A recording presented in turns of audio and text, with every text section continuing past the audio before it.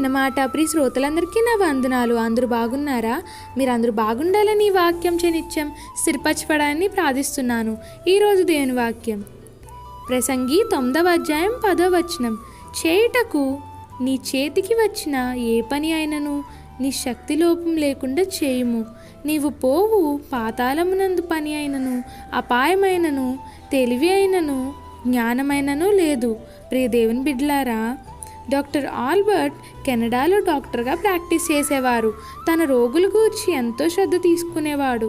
తన పేషెంట్లకు చికిత్స చేయుటకు అనేక సార్లు వాతావరణం పరిస్థితులు బాగోలేకపోయినా వెళ్ళేవాడు. ఒకసారి మంచు కురుస్తున్న సమయంలో రాత్రివేళ నడుచుకుంటూ 5 మైళ్ళు ప్రసవిస్తున్న స్త్రీ ఇంటికి వెళ్ళారు. ఒకసారి పేషెంట్ ఇంటికి వెళ్తున్నప్పుడు కాలు జారి ముళ్ళ తీగపై పడ్డారు.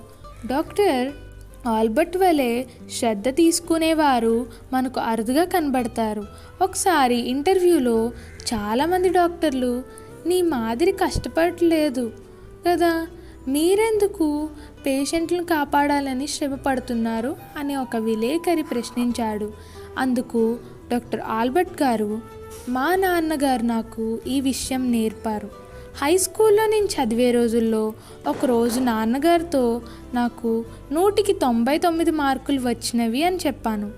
చాలా మంచిది, నాన్నగారు కూడా చాలా మంచిది అన్నారు. కానీ మంచి వ్యక్తిగా ఉండటం ఇంకా గొప్ప విషయం అని అన్నారు. ఆయన నాతో ఈ మాట చెప్పి 45 సంవత్సరాలు అయింది. అయినా నేను రోజు ఆ మాటను జ్ఞాపకం చేసుకుంటూ ఉంటాను అన్నారు. కాబట్టి ఓ సహోదరి సహోదరుడా, మనము అనేక గొప్ప విషయాలను సాధించవచ్చును, కానీ మంచివానిగా ఉన్నామా? అది అన్నిటికంటే గొప్ప విషయం. కాబట్టి ప్రియ దేవుని బిడ్డలారా, ఈ లోకంలో మంచితనం అనేది మురికి గుడ్డల వంటిది అని బైబిల్ సెలవిస్తుంది. మనం క్రీస్తు విషయమై క్రీస్తును పోలి మంచివారిగా ఉండాలి.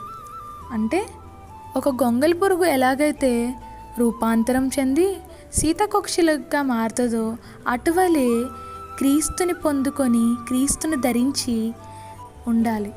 అదే అన్నిటికంటే గొప్ప విషయం. ఇట్లు నీ సహోదరి గ్రేస్. మర్నతా షాሎም. మా ఛానల్ని లైక్ చేయండి, షేర్ చేయండి, కమెంట్ చేయండి.